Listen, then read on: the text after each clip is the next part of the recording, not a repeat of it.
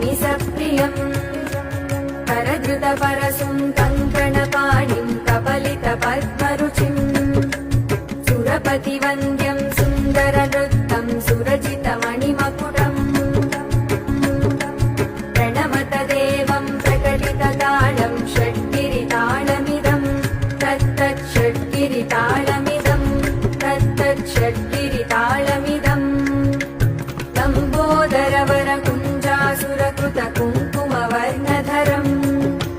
श्वेतसशृङ्गं मोदकहस्तं प्रीतिसपनसफलम्